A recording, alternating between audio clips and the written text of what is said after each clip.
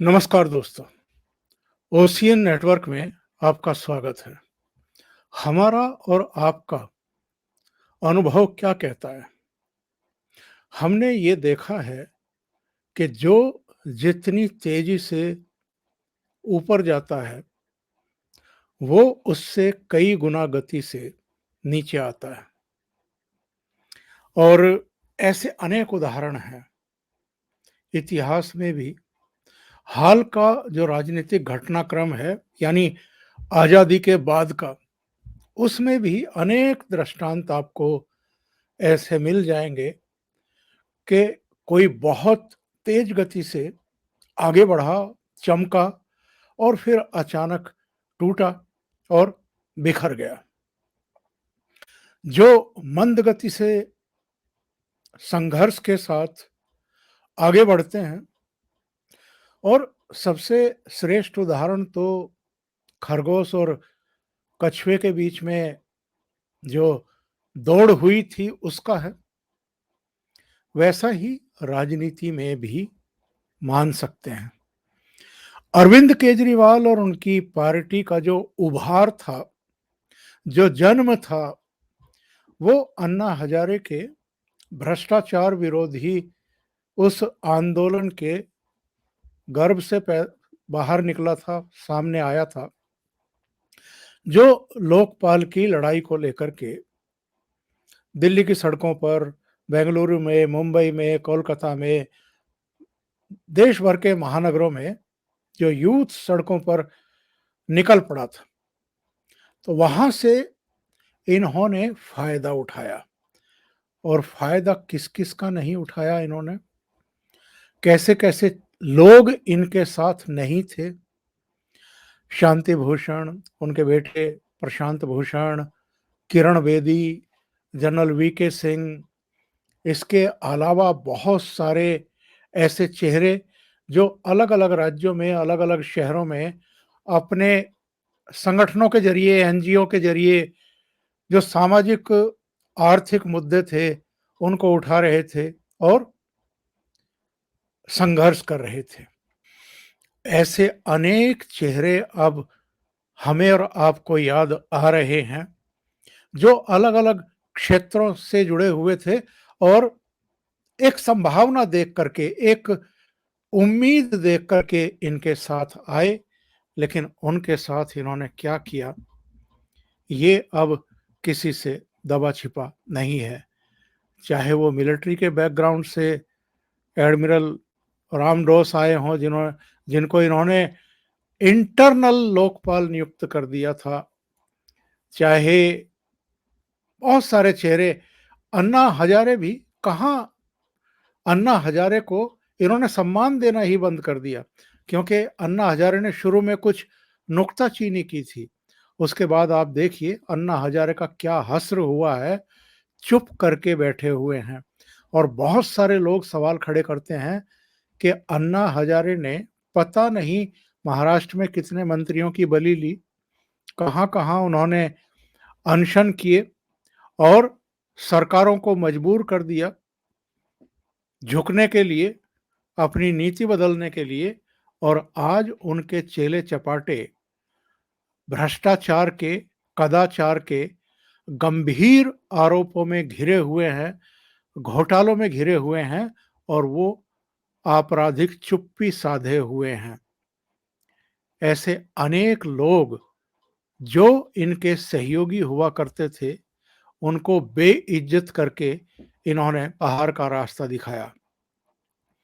उनमें योगेंद्र यादव भी, प्रशांत भूषण भी, आशीष खेतान, आशुतोष, कुमार विश्वास, एक गांधी थे, बहुत सारे लोग जिनको इन्होंने निकाल बाहर किया और ऐसे ऐसे लोगों को राज्यसभा में भेजा जिनका आम आदमी पार्टी के लिए कोई कंट्रीब्यूशन, मतलब इसकी स्थापना से लेकर के और बाकी चीजों के लिए नहीं था। हाँ, उनका कंट्रीब्यूशन धन का जरूर रहा होगा, जिसके बल पर उनको राज्यसभा में भेजा गया।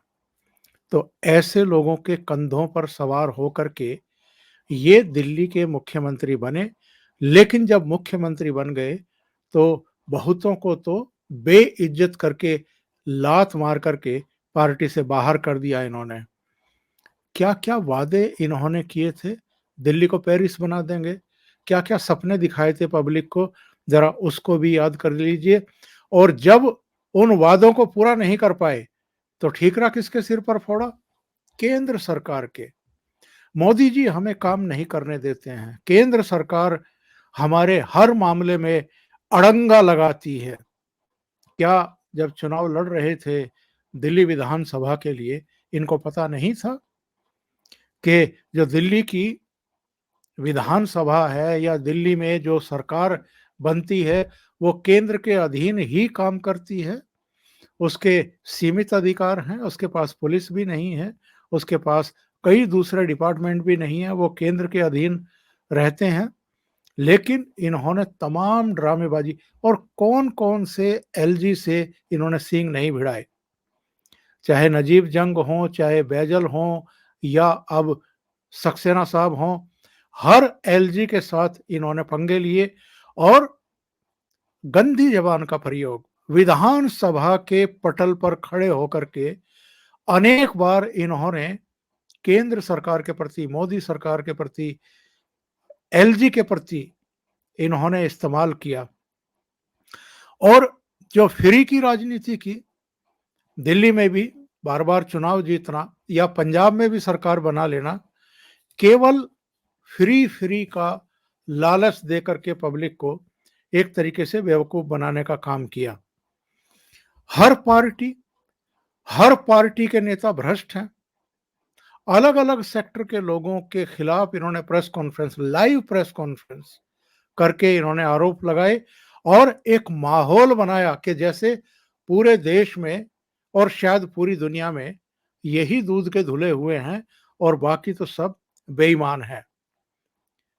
कितने इनके करीबियों पर मुकदमे कायम हुए हैं, कितने लोग जेल भेजे गए हैं, बाद में जमानत पर छूटे और उनके ट्रायल हो रहे हैं, उनमें कुछ को सजा भी हुई, कोई अंदाजा भी नहीं है। कई विधायक, कई मंत्री इनके, कई इनके करीबी, और सबसे बड़े तो सत्येंद्र जैन, जो इनकी तिकड़ी मशहूर थी। सत्येंद्र जैन, मनीष सिसोदिया और अरविंद केजरीवाल, इन तीनों के बीच ही सारी घालमेल होती थी, सारी योजनाएं बनती थी। और ये कैसे किन चीजों को मैनेज करना है, सुकेश चंद्रशेखर के आरोप आपने सुन ही लिए होंगे, एक के बाद एक कई चिट्ठियां उन्होंने जारी की।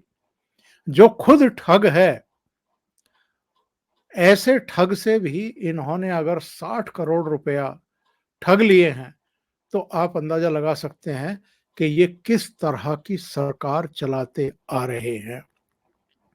उस मामले की भी जांच के आदेश एलजी ऑलरेडी दे चुके हैं। सुकेश चंद्रशेखर का कहना यह है कि 10 करोड़ रुपया तो सत्येंद्र जैन ने प्रोटेक्शन मनी के रूप में ले लिया था कि अगर जेल में सुरक्षित रहना है और आजाद पंछी की तरह रहना है, लोगों से मुलाकातें करनी है, ऐश की जिंदगी जीनी है, तो आपको 10 करोड़ रुपया देना पड़ेगा। और कुल मिलाकर के 60 करोड़ रुपए देने की बात उसने की है कि 50 करोड़ रुपया मुझसे पार्टी कोष के लिए लिया गया ताकि ये पंजाब में, गोवा में, दूसरी जगहों पर इलेक्शन लड़ सकें, और उसको ये कहा गया कि हम आपको राज्यसभा में भेज देंगे। प्रधानमंत्री बनने के सपने अरविंद केजरीवाल देखते रहे और उनके संगी साथी भी। मीडिया का जिस तरीके से दुरुपयोग इन लोगों ने किया है, मीडिया को जिस तरीके से इन्होंने एक तरीके से खरीदा है, अपना गुलाम बना करके रखा है, और जिस रणनीति के तहत ये लोग उनको विज्ञापन जारी करते हैं और अपनी जो रैलियां होती हैं, सभाएं होती हैं, कार्यक्रम होती हैं, प्रेस कॉन्फ्रेंस होती है, उनका लाइव प्रसारण कराते हैं अबाधित, बिना रोक के। ऐसा तो पूरे देश में और कोई मुख्यमंत्री और कोई सरकार कर ही नहीं पाया, ऐसा मैनेजमेंट नहीं कर पाया।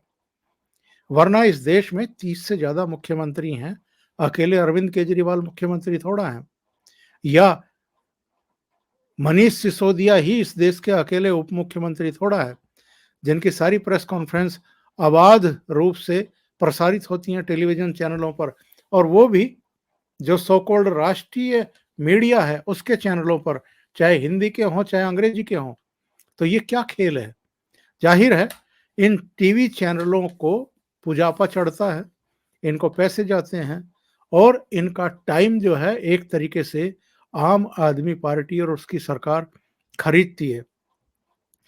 दूसरे, अगर हम केवल मनीष सिसोदिया की बात करें, बात तो सत्येंद्र जैन की भी करनी चाहिए, जो 30 मई को गिरफ्तार हुए थे 2022 में, और ये कहते हैं कि सत्येंद्र जैन को भी फंसाया गया है, उन पर तो कोई आरोप ही नहीं है, उनके खिलाफ तो कोई सबूत ही नहीं है।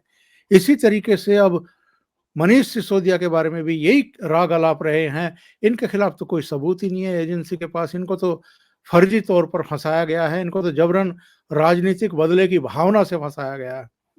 तो अगर उन पर कोई केस ही नहीं है, यानी सत्येंद्र जैन पर, तो मई 2022 से लेकर आज तक जमानत की अर्जी पर सुनवाई क्यों नहीं हुई? वो स्वीकार क्यों नहीं हुई? वो जेल से रिहा क्यों नहीं हुए?